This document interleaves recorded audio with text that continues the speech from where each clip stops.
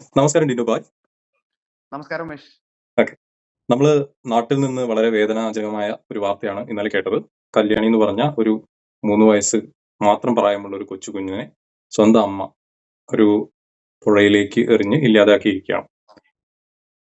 നമ്മളിപ്പോ ഇവിടെ സംസാരിച്ചുകൊണ്ടിരിക്കുന്നത് ഓസ്ട്രേലിയയിൽ നിന്നാണ്, മെൽബണിൽ നിന്നാണ്. ഇത്തരം ഒരു സന്ദർഭത്തിൽ ഇവിടുത്തെ ഇവിടെ നിന്നുള്ള ഒരു കുട്ടിയാണ് ഈ ഒരു സാഹചര്യം നേരിടേണ്ടി വരുന്നതെങ്കിൽ എന്താകുമായിരിക്കും ഇവിടുത്തെ അവസ്ഥ? അതോ ഇത്തരത്തിലുള്ളൊരു സ്ഥിതിവിശേഷം ഇവിടെ കടന്നു പോകുമോ എന്നുള്ള കാര്യങ്ങളൊക്കെ നമ്മൾ കുറച്ചു നേരം മുന്നേ സംസാരിച്ചതാണ്. ആ സംസാരത്തിൽ നിന്നാണ് നമുക്കൊന്ന് ഇതൊരു വീഡിയോ ആക്കാം എന്നുള്ളൊരു ചിന്ത വന്നതും അതാണ് ഇപ്പൊ നമ്മൾ ചെയ്തുകൊണ്ടിരിക്കുന്നത്. നാട്ടിലെ ഫോസ്റ്റർ കെയറുമായി ബന്ധപ്പെട്ടുകൊണ്ടാണ് ഡിൻഡോബായി വർക്ക് ചെയ്യുന്നത്. ഇത്തരത്തിലുള്ള ഒരു സാഹചര്യം നാട്ടിലുണ്ടായി. അപ്പോ അതിന്റെ കാരണം പലതുമായിരിക്കാം. ഈ അമ്മയ്ക്ക് മനോരോഗിയായിട്ടുള്ള അമ്മയായിരിക്കാം, അതല്ല ജീവിത സാഹചര്യങ്ങൾ അത്രയും മോശമായിട്ടുള്ള ആളായിരിക്കാം. എന്ത് തന്നെ ആണെങ്കിലും ഒരിക്കലും അംഗീകരിക്കാൻ പറ്റില്ല. പക്ഷെ അത്തരത്തിലുള്ള ഏത് തന്നെ ഉള്ള സാഹചര്യങ്ങളാണെങ്കിലും ഒരു പാരന്റ് ഇവിടെ ഈ മെൽബണിൽ അല്ലെങ്കിൽ ഓസ്ട്രേലിയയിൽ എവിടെയാണെങ്കിലും തന്നെ ഏതെങ്കിലും ഒരു പാരന്റ് ഇത്തരത്തിലുള്ള അവസ്ഥയിലൂടെയാണ് കടന്നു പോകുന്നതെങ്കിൽ അവരുടെ മക്കൾക്ക് ഇങ്ങനെ ഒരു അവസ്ഥ വരുമോ ഉള്ളതാണ് ആദ്യത്തെ ചോദ്യം. ഉമേഷ്, ശരിക്കും പറഞ്ഞാല് തികച്ചു സങ്കടകരമായ ഒരു കാര്യമാണ് നമ്മൾ ഇന്നലെ കേട്ടത്. ഇന്നിപ്പോ ആ കുട്ടിയുടെ മൃതശരീരം പുഴയിൽ നിന്ന് എടുത്തു. എല്ലാവരും ആകാംക്ഷയോടെ കാത്തിരിക്കുകയായിരുന്നു ആ കുട്ടി തിരിച്ചു വരും എന്ന് വിചാരിച്ചിട്ട്. പക്ഷെ എല്ലാവർക്കും കേൾക്കാൻ പറ്റിയത് ഒരു വളരെ സങ്കടകരമായ കാര്യമാണ് കുട്ടി മരിച്ചു എന്നുള്ളത്. തീർച്ചയായിട്ടും അത് ഇപ്പൊ എന്നെ പോലുള്ള ഒരു വ്യക്തിക്ക്, പ്രത്യേകിച്ച് ഞാനിപ്പോ വർക്ക് ചെയ്യുന്നത് ശിശുക്കളെ സംരക്ഷിക്കുന്ന അല്ലെങ്കിൽ കുട്ടികളുടെ സംരക്ഷണവുമായിട്ട് ബന്ധപ്പെട്ട് ഇവിടുത്തെ ഗവൺമെന്റിന്റെ നേതൃത്വത്തിലാണ് ഇവിടെ എല്ലാ കാര്യങ്ങളും നടക്കുന്നത് ഓസ്ട്രേലിയയിൽ. അപ്പോൾ കുട്ടികളുടെ എല്ലാ തരത്തിലുള്ള സംരക്ഷണവും ബേസിക്കലി ഇവിടെ നടത്തുന്നത് ഗവൺമെന്റ് ആണ്. ഗവൺമെന്റിന്റെ കീഴിലാണ് എല്ലാ തരത്തിലുള്ള കുട്ടികളുടെ സംരക്ഷണം ഉറപ്പാക്കുന്ന എല്ലാ പദ്ധതികളും നടത്തുന്നത്. അതിൽ ഞാൻ സീനിയർ ചൈൽഡ് പ്രൊട്ടക്ഷൻ പ്രാക്ടീഷണർ ആയിട്ടാണ് ഞാൻ വർക്ക് ചെയ്യുന്നത്. അപ്പൊ അതുകൊണ്ട് ഇങ്ങനെ ഒരു വാർത്ത തീർച്ചയായിട്ടും സ്ഥിരമായിട്ട് കുട്ടികളുമായിട്ട് ഇടപെട്ട് അവരുടെ പ്രശ്നങ്ങളിൽ ഇടപെട്ട് അവരെ സഹായിക്കുകയും സപ്പോർട്ട് ചെയ്യുകയും ചെയ്യുന്ന ഒരു വ്യക്തി എന്ന നിലയിൽ എനിക്ക് വളരെയധികം ദുഃഖമുണ്ടാക്കുന്ന ഒരു കാര്യമായിരുന്നു ഞാൻ കേട്ടത്. ഇപ്പൊ ഉമേഷ് ചോദിച്ചൊരു ചോദ്യമാണ്, ഇവിടെ ആയിരുന്നെങ്കിൽ ഇത് സംഭവിക്കുമായിരുന്നോ എന്ന്. ചില കാര്യങ്ങൾ എവിടെ ആയാലും സംഭവിക്കും. പക്ഷേ ഓസ്ട്രേലിയയിൽ ഉള്ള ഒരു നിയമവ്യവസ്ഥ വെച്ചിട്ട് ഇങ്ങനെയുള്ള കാര്യങ്ങൾ സംഭവിക്കുക എന്നത് വളരെ കുറവാണ്.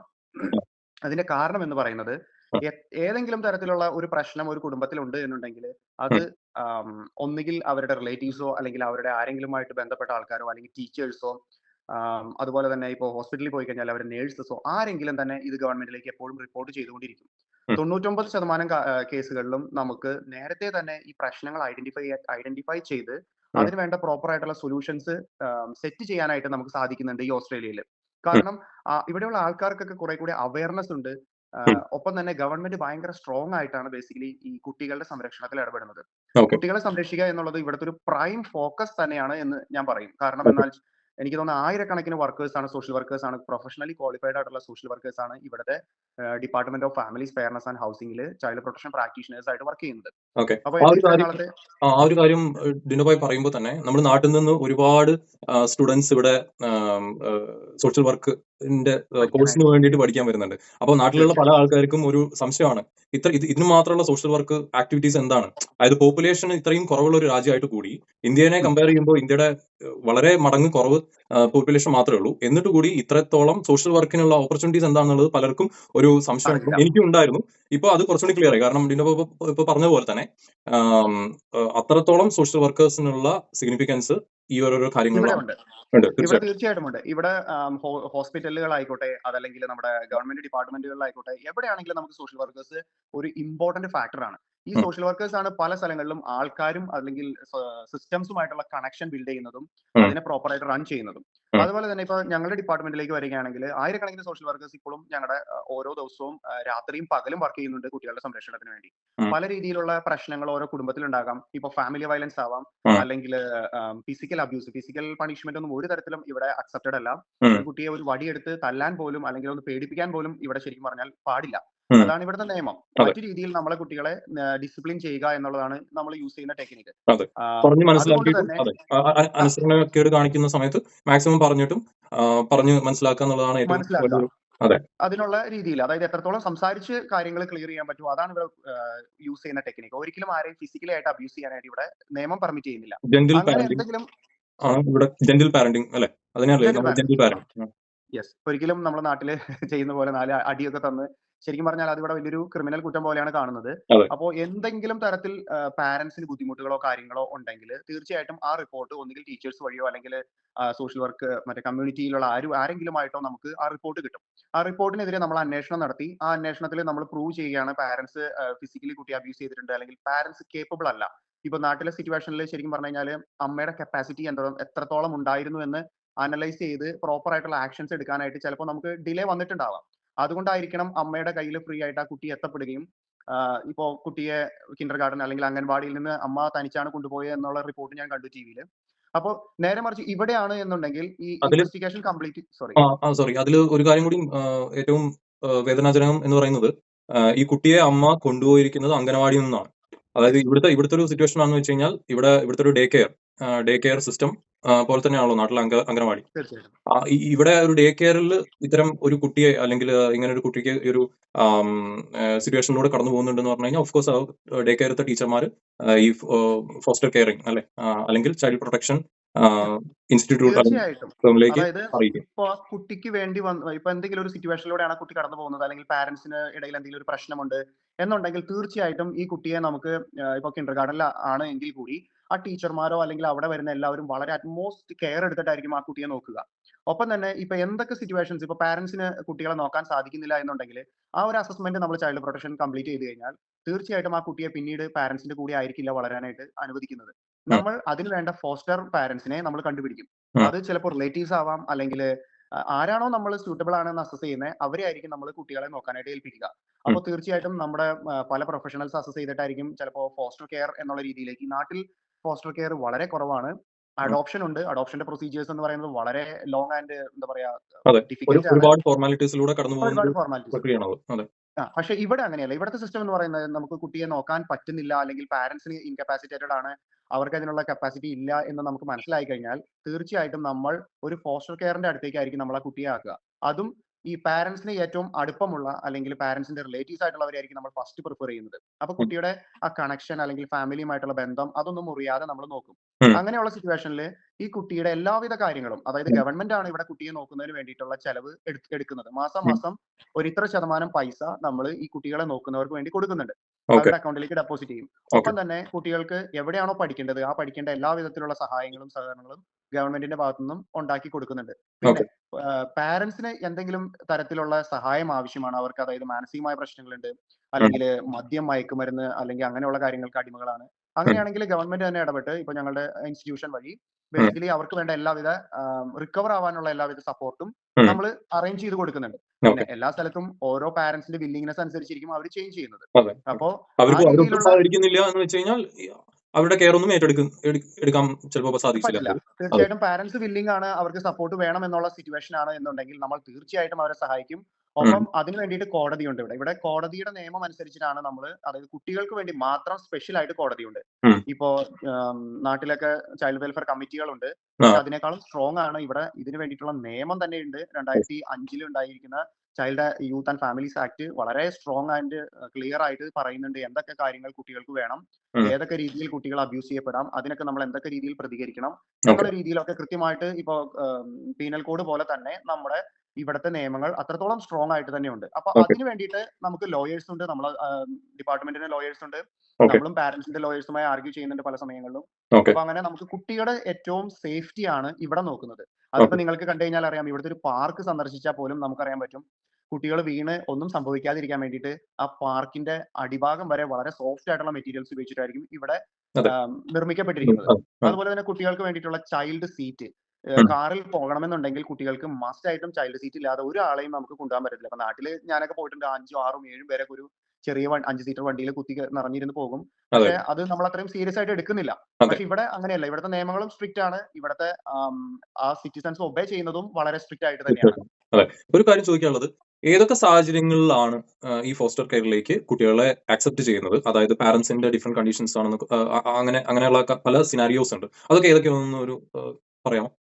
ഇവിടെ നമ്മൾ നോർമൽ ആയിട്ട് ചെയ്യുന്നത് ബേസിക്കലി നമുക്ക് ഒരു പാരന്റിനെ പറ്റി ഒരു റിപ്പോർട്ട് കിട്ടിക്കഴിഞ്ഞാൽ ആ. കുട്ടി ഏതെങ്കിലും തരത്തിൽ ഫോർ എക്സാമ്പിൾ കുട്ടിയെ തല്ലി അല്ലെങ്കിൽ കുട്ടിയെ മിസ്യൂസ് ചെയ്തു, സെക്ഷൽ ആയിട്ട് അബ്യൂസ് ചെയ്തു, ഉം. ഇനി അതുപോലെ തന്നെ മിസ്ട്രീറ്റ് ചെയ്തു, എങ്ങനെ ഏത് രീതിയിൽ അബ്യൂസ് നടന്നാൽ ആ റിപ്പോർട്ട് കിട്ടിക്കഴിഞ്ഞാൽ ഉം. ഉടനടി തന്നെ നമ്മൾ ഒരു ടീം പോയി ഇൻവെസ്റ്റിഗേഷൻ നടത്തും. ആ ഓക്കെ. ഇൻവെസ്റ്റിഗേഷനിൽ അത് പ്രൂവ് ചെയ്യാൻ പറ്റുകയാണെങ്കിൽ, അതായത് അവിടെ ഒരു അബ്യൂസ് നടന്നിട്ടുണ്ട് എന്ന് കൊച്ചിന്റെ സേഫ്റ്റിയിൽ കൺസേൺ ആണ് എന്ന് തോന്നിക്കഴിഞ്ഞാൽ ആ. തീർച്ചയായിട്ടും ആ കുട്ടിയെ ആ സമയത്ത് തന്നെ നമ്മുടെ അതായത് സ്റ്റേറ്റിന്റെ സെക്രട്ടറിയുടെ അധികാരപരിധി ഉപയോഗിച്ച് ആ ആ. കുട്ടിയെ അവിടെ നിന്നും അപ്പൊ തന്നെ മാറ്റുകയാണ് ചെയ്യുന്നത്.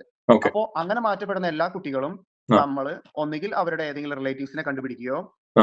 അതായത് പാരന്റ്സിനെ തന്നെ സജസ്റ്റ് ചെയ്യാം ആരുടെ അടുത്താണ് അവർക്ക് ആക്കേണ്ടതെന്നുള്ളത്. ആ. അവരുടെ ആ സജസ്റ്റ് ചെയ്യുന്ന ആൾക്കാരിൽ നമ്മൾ ചെക്ക് ചെയ്യും. നമ്മൾ ആ. അവരുടെ പോലീസ് ഹിസ്റ്ററി എടുക്കും, അവരുടെ ഞങ്ങളുടെ സിസ്റ്റത്തിൽ ചെക്കിംഗ് ഉണ്ട്. പിന്നെ ഓക്കെ. അതുപോലെ തന്നെ ബാക്കി അവരുമായിട്ട് സംസാരിക്കും, അവരുടെ വീട് പോയി കാണും, ഓക്കെ. പിന്നെ അവർ മെന്റലി സ്റ്റേബിൾ ആണോ എന്ന് നമ്മൾ അനലൈസ് ചെയ്യും. ഓക്കെ. ഇതിനൊക്കെ ശേഷം നമ്മൾ ആ കുട്ടിയെ അവരെ നോക്കാനാണ് ഏൽപ്പിക്കുന്നത്. ഓക്കെ. അതാണ് നമ്മുടെ ബേസിക് ആയിട്ടുള്ള ഒരു ക്രൈറ്റീരിയ. അപ്പൊ അതിൽ ചോദിച്ച ചോദ്യം എന്ന് വെച്ചാൽ ഏത് തരത്തിൽ വേണമെങ്കിലും ആകാം. ഇപ്പൊ ഉം. പാരന്റ്സിന് ചിലപ്പോൾ ഇൻകപ്പാസിറ്റഡ്, അതായത് അവർക്കുള്ള കപ്പാസിറ്റി ഉണ്ടാകില്ല. ഉം. ആ കപ്പാസിറ്റി എന്ന് പറയുന്നത് മെന്റലി ചിലപ്പോൾ അവർക്ക് സ്ട്രോങ് ആയിരിക്കില്ല. ഉം. ചില കേസുകളിൽ നമ്മൾ ഹോസ്പിറ്റലിൽ നിന്ന് പ്രസവം കഴിഞ്ഞ് ആ ഉം. പിഞ്ചു കുഞ്ഞുങ്ങളെ വരെ നമുക്ക് മാറ്റേണ്ടി വന്നിട്ടുണ്ട്. കാരണം ഉം. പാരന്റ്സ് ഒത്തിരി അധികം ഡ്രഗ് യൂസ് ചെയ്യുന്നവരായിരിക്കാം. ഉം. അവർക്ക് ഇപ്പൊ ഈവൻ മുലപ്പാലിൽ കൂടെ അവർ ഉപയോഗിക്കുന്ന ഡ്രഗ് കുഞ്ഞിന്റെ കുഞ്ഞിന്റെ വയറ്റിലെത്താൻ ശരീരത്തിൽ എത്താനുള്ള സാധ്യതയുള്ളതുകൊണ്ട് ചാൻസ് ഉണ്ട്. മുലയൂട്ടാൻ പോലും പാടില്ല എന്ന് പറയുന്ന ഒരു സിറ്റുവേഷൻ വരെ പലപ്പോഴും എന്റെ കരിയറിൽ ഉണ്ടായിട്ടുണ്ട്. ഓക്കെ. അപ്പൊ അതൊക്കെ നമുക്കും വളരെ വേദനാജനകമായ കാര്യമാണ്. അതെ. പക്ഷേ കുഞ്ഞുങ്ങളുടെ സേഫ്റ്റി എന്നുള്ളത് ഇവിടെ പാരമൗണ്ട് ആണ്. അതായത് ഏറ്റവും പ്രയോറിറ്റി കൊടുക്കുന്നത് കുഞ്ഞുങ്ങളുടെ കുഞ്ഞുങ്ങളുടെ സേഫ്റ്റിയാണ്. അത് സേഫ്റ്റി. അതെ. കഴിഞ്ഞിട്ടേ എന്തുമുള്ളൂ. ഓക്കെ. അങ്ങനെ ഓക്കെ. ഒരു സിറ്റുവേഷൻ ആണ് ഇവിടെ ഉള്ളത്. ഓക്കെ. അപ്പോ ഇനി വേറൊരു കാര്യം എന്ന് പറയുന്നത് പാരന്റ്സ് സജസ്റ്റ് ചെയ്യുന്ന ആൾക്കാർ ഫ്രണ്ട്സ് ആവാം അല്ലെങ്കിൽ വേറെ റിലേറ്റീവ്സ് ആവാം എന്നൊക്കെ പറഞ്ഞു. ഇവരാരും കാപ്പബിൾ അല്ല എന്നാണ് ഒരു റിപ്പോർട്ട് ജനറേറ്റ് ആവുന്നത് അല്ലെങ്കിൽ റിസൾട്ടിൽ മനസ്സിലാക്കുന്നതെങ്കിൽ വേറെ ആർക്കൊക്കെയാണ് ഓപ്ഷൻസ് ഉള്ളത് ആക്സെപ്റ്റ് ചെയ്യാൻ തീർച്ചയായിട്ടും പറ്റും? അങ്ങനെയുള്ള സിറ്റുവേഷൻസിൽ, അങ്ങനെ പല സിറ്റുവേഷൻസും ഉണ്ട്. ഇപ്പോ ഉം. ആ സിറ്റുവേഷൻസിൽ നമുക്ക് സ്പെസിഫിക് ആയിട്ട് പല ഏജൻസികൾ, അതായത് കമ്മ്യൂണിറ്റിയിലുള്ള പല ഏജൻസികൾ നടത്തുന്ന ഫോസ്റ്റർ കെയറേഴ്സ് ഉണ്ട്. ആ ഫോസ്റ്റർ കെയറേഴ്സ് എന്ന് പറയുന്നത് അവർക്ക് കുട്ടികൾ ഉണ്ടാകാം, ചിലപ്പോൾ അവർക്ക് അവരുടെ കുട്ടികൾ വളർന്നു വലുതായിട്ടുണ്ടാവാം, അല്ലെങ്കിൽ അവർ സിംഗിൾ പാരന്റ് ആയിരിക്കാം. ഉം. അവര് ഡെഡിക്കേഷനോട് കൂടി മുന്നോട്ട് വരികയാണ്. ഞങ്ങൾക്ക് 2 കുട്ടികളെ നോക്കാം, അല്ലെങ്കിൽ ഞങ്ങൾക്ക് ഒരു കൊച്ചിനെ നോക്കാം എന്ന് പറഞ്ഞിട്ട് അവർ മുന്നോട്ട് വരികയാണ്. ഓക്കെ. അങ്ങനെയുള്ള സിറ്റുവേഷൻസിൽ നമ്മൾ ആ ഏജൻസികളുമായിട്ട് ബന്ധപ്പെടും. ഇവിടെ ഒത്തിരി അധികം ഏജൻസികളുണ്ട്, ഉം. ആയിരക്കണക്കിന് ഫോസ്റ്റർ കെയറേഴ്സ് ഉണ്ട്. നമ്മുടെ നാട്ടിൽ അങ്ങനെ ഇല്ല. അതാണ് basically വേറൊരു അത്ഭുതം തോന്നുന്ന ഒരു കാര്യം എന്ന് പറയുന്നത്, നാട്ടില് ഇത്തരത്തില് വോളണ്ടിയർ ആയിട്ട് മുന്നോട്ട് വരുന്ന ആരും ചെയ്യില്ല. നമ്മുടെ എന്താ പറയാ, നമ്മുടെ സറൗണ്ടിങ്ങിലൊന്നും ആരെയും കണ്ടിട്ടില്ല, അല്ലെങ്കിൽ നമ്മൾ കേട്ടില്ലാത്തൊരു കാര്യമാണ്. നേരെ മറിച്ച് ഇവിടെ അതെന്ന് പറയുന്നത് വളരെ കോമൺ ആണ്. എല്ലാവരും മുന്നോട്ട് വരികയാണ്. അതായത് സ്വന്തമായിട്ടുള്ള തീർച്ചയായിട്ടും. കുട്ടികൾ വളർന്നു കഴിഞ്ഞാൽ അവർക്ക് കപ്പാസിറ്റി ഉണ്ടെങ്കിൽ അതൊരു ആക്ച്വലി നല്ല സോഷ്യൽ സർവീസ് ആയിട്ട് മുന്നോട്ട് വരുന്ന ഒരുപാട് ആൾക്കാരുണ്ട് അല്ലെ? ഉണ്ട്. ഇപ്പൊ അവരെ സംബന്ധിച്ച് അവരുടെ വീട്, അവരുടെ എല്ലാ എനർജി, അവരുടെ എല്ലാ കാര്യങ്ങളും ആ കുട്ടിക്ക് വേണ്ടി അവർ ചെലവഴിക്കുകയാണ്. ഗവൺമെന്റിൽ നിന്നും ഒരു ചെറിയ വരുമാനം അവർക്കുണ്ട്.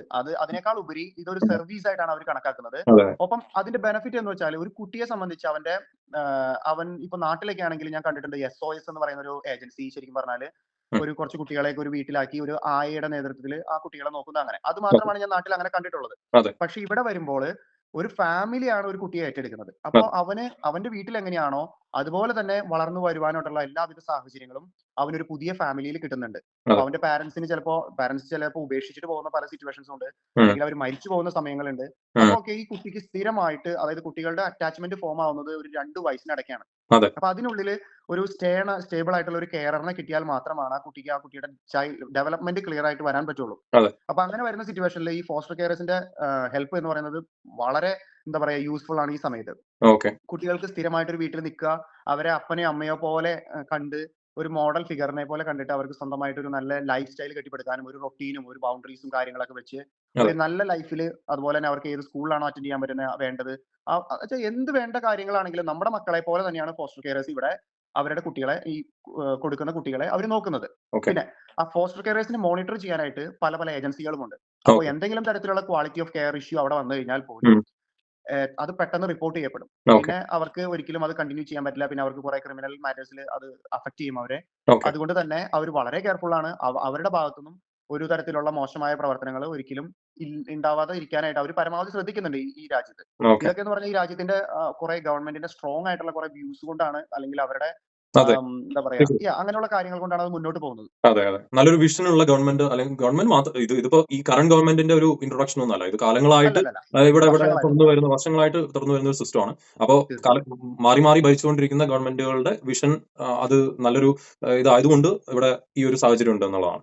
ഇനി ഈ കുട്ടികൾ വളർന്നു വലുതായി വളർന്നു വലുതായിട്ടുണ്ടാവുന്ന സാഹചര്യങ്ങളിൽ ഇപ്പോൾ എന്ന് പറഞ്ഞാൽ എല്ലാ വീട്ടിലും ഇവിടുത്തെ ഒരു പൊതുവെയുള്ള ആം, ആ, ഒരു കസ്റ്റമാണ് കുട്ടികൾ ഒരു ഇൻഡിപെൻഡന്റ് ആവുക അല്ലെങ്കിൽ ഒരു അഡൽട്ട് സ്റ്റേജിലേക്ക് വന്നു കഴിഞ്ഞാൽ അവർ സ്വന്തമായി ജോലി എടുക്കാൻ തീർച്ചയായിട്ടും പ്രാപ്തരായുള്ള ലെവലിലേക്ക് എത്തുമ്പോൾ വേറെ വീട്ടിലേക്ക് പോയി താമസിക്കുകയാണ് സാധാരണ ചെയ്യാറ്. പാരന്റ്സിന്റെ ഒപ്പം താമസിക്കുന്നത് വളരെ കുറവായിട്ടുള്ളൊരു സിസ്റ്റമാണ്. ആ ഒരു കൾച്ചർ അല്ല ഇവിടെ ഉള്ളത്. അതിനും അഗൈൻ പോസിറ്റീവ്സ് ആൻഡ് നെഗറ്റീവ്സ് ഉണ്ട്. പക്ഷെ നമ്മൾ അതിലേക്കല്ല വരുന്നത്. അപ്പൊ അത്തരത്തിലുള്ള ഒരു സിനാരിയോയിൽ ഈ ഫോസ്റ്റർ കെയറിൽ ജീവിച്ച ഒരു ചൈൽഡ് എങ്ങനെയാണ് പുറത്തേക്ക് വരുന്നത്? ഇപ്പൊ ഫോസ്റ്റർ കെയറിൽ ആക്ച്വലി ജീവിക്കുക എന്ന് പറഞ്ഞാലും അവൻ ശരിക്കും പറഞ്ഞാൽ ഒരു പാരന്റിന്റെ കൂടെ ആയിരിക്കും, അതായത് ഒരു അതെ അമ്മയോ അപ്പയോ അപ്പനെ പോലെ ഉള്ള ഒരു വ്യക്തിയുടെ കൂടെ ആയിരിക്കും അവൻ താമസിക്കുന്നത്. അതെ അപ്പോ സാധാരണ രീതിയിൽ എന്താണോ ഞാൻ എന്റെ കുട്ടിക്ക് ചെയ്തു കൊടുക്കുന്നത് അത് തന്നെയായിരിക്കും അവരും ഈ കുട്ടിക്ക് വേണ്ടി ചെയ്യുന്നത്. ഓക്കെ അപ്പൊ തീർച്ചയായിട്ടും അവനെ എങ്ങനെയാണോ ജോലിക്ക് എത്തേണ്ടത്, അല്ലെങ്കിൽ അവനെ ഏത് രീതിയിൽ പഠനത്തിൽ നമ്മളിവിടെ വിട്ടുവീഴ്ചയൊന്നുമില്ല. 15 വയസ്സ് വരെ മസ്റ്റ് ആയിട്ടും കുട്ടികൾ മറ്റേ എഡ്യൂക്കേഷനിൽ കമ്പൽസറി. പാർട്ടേക്ക് ചെയ്തിരിക്കണം. അപ്പൊ ആ എഡ്യൂക്കേഷൻ കംപ്ലീറ്റ് ചെയ്തതിനു ശേഷം അവനെ ഇപ്പൊ ഏത് ഫീൽഡിലേക്കാണോ തിരിയേണ്ടത് അതിനുള്ള സപ്പോർട്ടുകൾ ഈ പാരന്റ്സ് കൊടുക്കും. ഒപ്പം അവനെ ഇൻഡിപെൻഡന്റ് ആക്കാനുള്ള ഈവൻ അവന്റെ എന്താ പറയാ അവന്റെ CV, അതുപോലെ തന്നെ അവൻ ഇവിടുത്തെ ബാങ്ക് അക്കൗണ്ട് എടുക്കുക, അങ്ങനെയുള്ള ബേസിക് ആയിട്ടുള്ള കാര്യങ്ങളെല്ലാം ഇപ്പൊ ഞാൻ എങ്ങനെയാണോ എന്റെ കുട്ടിക്ക് ചെയ്യുന്നത് അതുപോലെ തന്നെയാണ് അവരും അത് ഓർഗനൈസ് ചെയ്യുന്നത്. പിന്നെ അതിനോടൊപ്പം തന്നെ ഗവൺമെന്റ് സപ്പോർട്ടും ഉണ്ട്. ഇപ്പോ നമുക്ക് ലീവിംഗ് കെയർ പാക്കേജ് ഉണ്ട്, ലീവിംഗ് കെയർ പ്ലാൻ ഉണ്ട്, അതുപോലെ തന്നെ ഹോം സ്ട്രെച്ച്, ബെറ്റർ ഫ്യൂച്ചർ, അങ്ങനെ പല പല സർവീസസ് ബേസിക്കലി ഇവിടെ വർക്ക് ചെയ്യുന്നുണ്ട്. ഓക്കെ അവരൊക്കെയും ഇന്റന്റ് ചെയ്യുന്നത് ഒരു കുട്ടി 18 വയസ്സ് കഴിഞ്ഞാൽ അവനെ എങ്ങനെ ഇൻഡിപെൻഡന്റ് ആയിട്ട് ജീവിക്കാനായിട്ട് ഹെൽപ്പ് ചെയ്യുക എന്നുള്ളതാണ്. അപ്പൊ ഓക്കെ. ചിലപ്പോൾ അവനെ ട്രേഡിലേക്ക് കയറ്റി വിടും, അതുപോലെ തന്നെ അവനെ ഇപ്പൊ എന്തെങ്കിലും ഒരു തരം ജോലിയിലേക്കാണ് അവൻ ആഗ്രഹമെങ്കിൽ ആ രീതിയിലേക്ക് അവനെ ഓറിയന്റ് ചെയ്ത് അവനെ സപ്പോർട്ട് അവരുടെ ചെയ്ത് കരിയർ അതിനുള്ള കൗൺസിലിംഗ് എക്സ്പീരിയൻസിനെ കൊടുക്കും. ഒരു തരത്തിലും ബ്ലോക്ക് വരാതെ എങ്ങനെയാണ്? ഒരിക്കലുമില്ല, അതെ ഒരിക്കലുമില്ല. അവൻ എന്താണോ ആഗ്രഹിക്കുന്നത് ആ രീതിയിലേക്ക് എത്തിപ്പെടാനായിട്ടുള്ള ഫുൾ സപ്പോർട്ടും ഈ ഓക്കെ ഏജൻസികളും ഫോസ്റ്റർ പാരന്റ്സും അതുപോലെ തന്നെ ഗവൺമെന്റും അവന് ബാക്ക് സപ്പോർട്ട് ആയിട്ട് കൊടുക്കുന്നുണ്ട്. Okay okay. ചുരുക്കി പറഞ്ഞാൽ നാട്ടില് ഈ കല്യാണിക്കുണ്ടായ അവസ്ഥ എന്ത് കാരണത്താലോ ആയിക്കോട്ടെ, അത് ഇപ്പൊ അമ്മയ്ക്ക് മാനസിക രോഗമോ അല്ലെങ്കിൽ അമ്മയ്ക്ക് ഫിനാൻഷ്യൽ കപ്പാസിറ്റി ഇല്ലാത്തതോ അല്ലെങ്കിൽ വീട്ടില് ഒരു തരത്തിലും ഒരു കുഞ്ഞിനെ വളർത്തെടുക്കാൻ പറ്റാത്ത സാഹചര്യമാണ് ഈ പറഞ്ഞ ഏത് സാഹചര്യമാണെങ്കിലും ഇവിടെ ആയിരുന്നു ആ സാഹചര്യമെങ്കിൽ ഈ പറഞ്ഞ ഫോസ്റ്റർ കെയറിംഗ് സിസ്റ്റം തീർച്ചയായിട്ടും തീർച്ചയായിട്ടും ആ കുട്ടീനെ ഏറ്റെടുത്തേനെ. ഈ കല്യാണി ഇവിടെ ആയിരുന്നെങ്കിൽ ഒരിക്കലും മരിക്കില്ലായിരുന്നു, നമ്മുടെ കൂടെ ഉണ്ടാവുമായിരുന്നു അല്ലെ? തീർച്ചയായിട്ടും അങ്ങനെ തന്നെ പറയാം. കാരണം എന്താണെന്ന് വെച്ചാൽ ഇവിടെ ഓരോ കുഞ്ഞും ബേസിക്കലി പാരന്റ്സിന് നോക്കാൻ സാധിക്കാതെ വന്നാൽ അത് പിന്നെ സ്റ്റേറ്റിന്റെ റെസ്പോൺസിബിലിറ്റി ആയി മാറുകയാണ്. അതെ അപ്പോൾ സ്റ്റേറ്റ് ആണ് പിന്നീട് അതിനെ ആ കുട്ടിയെ ടേക്ക് കെയർ ചെയ്യുന്നത്. അപ്പൊ ആ കുട്ടിക്ക് വേണ്ട എന്ത് കാര്യമാണെങ്കിലും അത് ഈ പറഞ്ഞ ഫോസ്റ്റർ കെയറിലൂടെ സ്റ്റേറ്റ് ആ കുട്ടിക്ക് നേടിക്കൊടുത്തുകൊണ്ടേയിരിക്കും. അപ്പൊ ഓ, അങ്ങനെ വരുമ്പോൾ ഒരിക്കലും ഇപ്പൊ കല്യാണിയുടെ അവസ്ഥ താങ്കൾ പറഞ്ഞ പോലെ എനിക്കും അറിയില്ല അതിന്റെ ആക്ച്വൽ റീസൺ എന്തുകൊണ്ടാണ് ആ കുട്ടി അങ്ങനെ ഒരു സിറ്റുവേഷനിൽ എത്തിപ്പെടുക എന്നുള്ളത്. അന്വേഷണങ്ങൾ നടക്കുന്നുണ്ട്, നമുക്ക് വരും ദിവസങ്ങളിൽ അതിനെപ്പറ്റി ക്ലിയർ ആയിട്ട് അറിയാൻ പറ്റും. ഉം, പക്ഷെ എങ്കിൽ കൂടി തീർച്ചയായിട്ടും ഇവിടെ ആയിരുന്നുവെങ്കിൽ ഫസ്റ്റ് ഉം, റിപ്പോർട്ട് നമുക്കിപ്പോ മുന്നേ ഞാൻ കേട്ടു, മറ്റൊരു കുട്ടിക്ക് അല്ലെങ്കിൽ ഈ കുട്ടിക്ക് തന്നെ ഉം, ഐസ്ക്രീമിൽ വിഷം ചേർത്ത് കൊടുക്കാനുള്ള റിപ്പോർട്ട് മുന്നേ ഉണ്ടായിരുന്നു എന്നുള്ളതൊക്കെ. ഓക്കെ അങ്ങനെയുള്ള റിപ്പോർട്ട് നമുക്ക് ഇവിടെ കിട്ടിയിരുന്നെങ്കിൽ തീർച്ചയായിട്ടും നമ്മുടെ ചൈൽഡ് പ്രൊട്ടക്ഷൻ പ്രാക്ടീഷണേഴ്സ് അതിന് ആക്ഷൻ എടുക്കുമായിരുന്നു. ഉം, ഒരിക്കലും ആ കുട്ടിയെ അമ്മയെ അത്ര ഫ്രീ ആയിട്ട് കാണാനോ അല്ലെങ്കിൽ അമ്മയുടെ കൂടെ പോവാനോ അങ്ങനെയുള്ള കാര്യങ്ങളൊന്നും ഇവിടെ സംഭവിക്കില്ലായിരുന്നു. ഉം, ആ കുട്ടിക്ക് കുറേയും കൂടെ സേഫ്റ്റി അഷ്യൂർ ചെയ്യാനായിട്ട് ഇവിടെ ആയിരുന്നെങ്കിൽ സാധിച്ചേനെ. ഓക്കെ അതുപോലെ തന്നെ ആ കുട്ടിക്ക് യാതൊരു വിധത്തിലുമുള്ള കുറവ് വരുത്താതെ ഉം, ഈ ഗവൺമെന്റ് ആ കുട്ടിയെ നോക്കും എന്ന് ഇവിടെ ഞാൻ വർക്ക് ചെയ്ത എന്റെ എക്സ്പീരിയൻസിൽ ഉം, എനിക്ക് കൃത്യമായിട്ട് പറയാൻ സാധിക്കും. ഓക്കെ നമുക്ക് നാട്ടില് ചിലപ്പോ ഈ പറഞ്ഞ സിസ്റ്റംസ് എല്ലാം വന്നിട്ടില്ല. അപ്പൊ ഉം, അതിന്റെ ഒരു പരിമിതികളുണ്ട്. പിന്നെ ഉം, നാട്ടിൽ നമ്മൾ കൂടുതലും ഡിപ്പെൻഡ് ചെയ്യുന്നത് നമ്മുടെ ഫാമിലിയാണ്. നമ്മുടെ ഫാമിലി, നമ്മുടെ ബന്ധുക്കൾ അവരെല്ലാം നോക്കും എന്നുള്ള ഒരു പ്രതീക്ഷയാണ് നമുക്കുള്ളത്. ഓക്കെ പക്ഷെ ചില സമയങ്ങളിൽ അത് കൃത്യമായിട്ട് വരാതെ പോകുന്നുണ്ട്. ഓക്കെ അപ്പൊ അങ്ങനെയുള്ള സമയത്ത് ഇങ്ങനെയുള്ള പ്രശ്നങ്ങൾ ഉണ്ടാവുന്നുണ്ട്. പിന്നെ ഉം, ഇതൊക്കെ ഒറ്റപ്പെട്ട സംഭവങ്ങളാണ് എന്നാണ് എന്റെ ഒരു വിശ്വാസം. ഉം, അപ്പോ അങ്ങനെ ആശ്വസിക്കാം നമുക്ക്. ഉം, തീർച്ചയായിട്ടും ഇവിടെ ആയിരുന്നെങ്കിൽ ഇത് നടക്കില്ലായിരുന്നു എന്നുള്ളതാണ് എന്റെ ഒരു വിശ്വാസം. Okay. Thank you Dindo boy. എന്തെങ്കിലും നാട്ടില് ത്തെ ഈ ഒരു അധികാരികൾക്കോ അല്ലെങ്കിൽ ഇത്തരത്തിലുള്ള മേഖലയിൽ ചുറ്റിപ്പറ്റി വർക്ക് ചെയ്യുന്ന ആൾക്കാർക്കോ എന്തെങ്കിലും ഒരു സജഷനോ അല്ലെങ്കിൽ ഈ ഒരു ഫോസ്റ്റർ കെയറിംഗ് അവിടെ നാട്ടിൽ ഇംപ്ലിമെന്റ് ചെയ്യാൻ എന്തെങ്കിലും പോസിബിലിറ്റീസ് ഉണ്ടോ? അത്തരത്തിലുള്ള എന്തെങ്കിലും ഒരു പോയിന്റ് ഡിൻഡോ ബോയുടെ ഭാഗത്ത് നിന്ന് നൽകാൻ പറ്റുമോ? അങ്ങനെ പറയാൻ ഞാൻ ആളല്ല. പക്ഷെ എങ്കിൽ കൂടി ഇപ്പൊ നമുക്ക് ഇവിടെ ഈ യൂസ് ചെയ്യുന്ന ഒരു സിസ്റ്റം, അതായത് ഈ ഫോസ്റ്റർ കെയർ, ഫോസ്റ്റർ പാരന്റ്സ് എന്ന് പറയുന്ന ഒരു സിസ്റ്റം തീർച്ചയായിട്ടും നമ്മുടെ നാട്ടിലും ഇംപ്ലിമെന്റ് ചെയ്യാവുന്നതാണ്. ഉം, അതായത് ഗവൺമെന്റ് അതിനുവേണ്ടി ഇനിഷ്യേറ്റീവ് എടുക്കേണ്ടി വരും. ഉം, കാരണം അതല്ലാതെ നമുക്ക് ഫണ്ടിങ്ങും കാര്യങ്ങളൊക്കെ ഭയങ്കര ലിമിറ്റഡ് ആയിരിക്കും.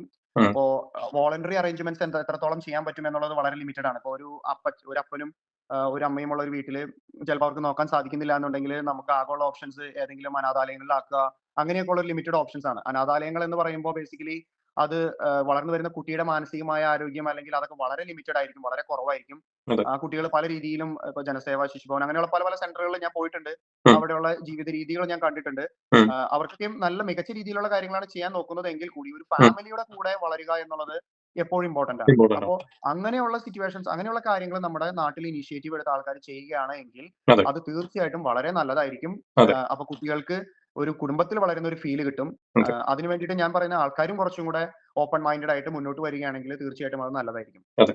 അതായത് അധികാരികൾ മാത്രമല്ല, ജനങ്ങളുടെ ഭാഗത്തു നിന്ന് ജനങ്ങൾ ഈ ഒരു ഇനീഷ്യേറ്റീവ് ഉണ്ടെങ്കിൽ തീർച്ചയായിട്ടും അതൊരു നല്ലൊരു പോയിന്റ് ആണ്. Anyway, thank you so much Dindo bhai, നിങ്ങളുടെ ഈ ഒരു മേഖലയിലുള്ള അറിവുകൾ ആയിട്ട് ഷെയർ ചെയ്തതിന്. ഈ വീഡിയോ കാണുന്ന ആരാണെങ്കിലും ഈ വീഡിയോയിൽ നിന്ന് എന്തെങ്കിലുമൊക്കെ ഇൻഫർമേഷൻസ്, വാല്യുബിൾ ഇൻഫർമേഷൻസ് നിങ്ങളിലേക്ക് എത്തിക്കാൻ പറ്റി എന്ന് വിചാരിക്കുന്നു. Thank you so much. Thank you Umesh. Okay, ശരി.